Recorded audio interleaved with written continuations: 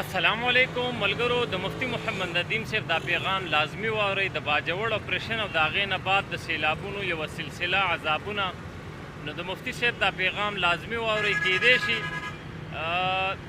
زندگی مو بدله شي او د هغې نه بعد د مفتی محمد محسن مبارکزي صاحب یو منټ خبرې لازمی واورئ یو درې څلور منټه وباسئ او دا پیغام واورئ چې پښتون د دې عذابونو سره ولې مخ دی نو تاسو ته به پته ولګېږي او د دې ګناهونو نه ځان وساتئ او الله رب العزت طرف ته متوجه شئ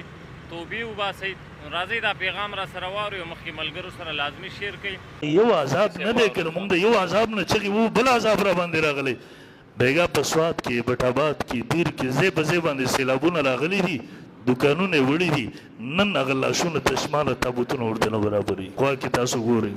مونږ خو وایو که نه د ټولو نه زمونږ پښتانه دیندار اخل یقین په خدای وکړه د ټولو نه زیاته بېدیني زمونږ په دا پښتونخوا کې ده بیګا بیا نن بارانونه شوي دي چغې مو وهلې باجوړ کې اپریشن شروع دی ماشومان راله وژني د میندو په غېږو کې راله وژني بوډاګان یې راله مړه کړل زنانه یې راله بېسته کړلې په تیراګانو کې دغسې دا خو یو عذاب نه دی که موږ د یو عذاب نه چغې وو بل عذاب را باندې راغلی بیګا په سوات کې بټاباد کې پیر کې ځای په ځای باندې سیلابونه راغلي دي دوکانونه یې وړي دي نن هغه لاشونه تشماله تابوتونه ورته نه برابرېږي اجتماعي طور د پښتون نوی نسل دا د علماو دشمنان جوړ شوي دي هسې بس کنځل وکړي الحاد په لاره باندې د پښتنو نوی نسل روان دی د انکاري حدیث په لاره باندې د پښتنو نوی نسل روان دی دا 14 اګست پرون تیر شو تاسو وځئ دا پونګي چې به موږ خپلو بچو له ورکړي وو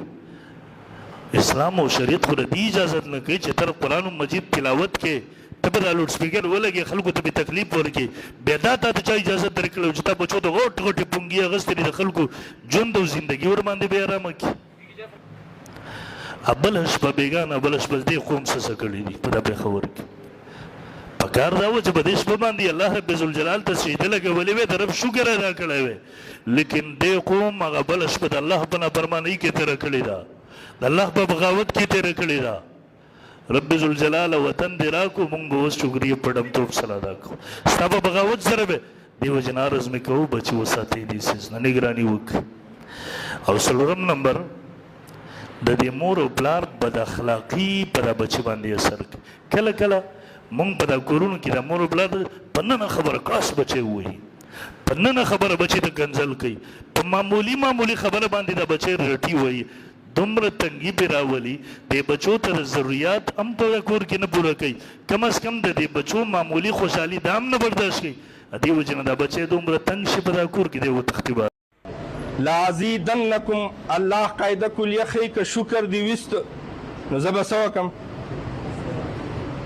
زه به تا ته مزید به دې نعمت کې برکت واچوم زه خو یو خبره کوم ډېر په ذمېدار ځای کې د الله په کور کې ولاړ یم زه یم راځئ د دې ازادۍ د دې اګست کې چې دا کم مونږ مناوهو راځئ د شریعت په دایره کې مناوهو او الله ته به دغه دعا کوو چې رب به دې وطن کې د ازادي راکړې خو اوس پکې امن ناولي ډاکټر صاحب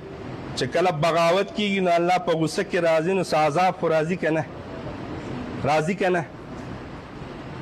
الله رب العزت وایي زه د عذاب شوقي نه یم دا ته ځان باندې عذابونه راولي ظهر الفساد فی البر والبحر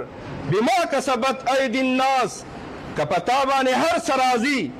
نو دا ستا خپل کړه وړه دي دا ستا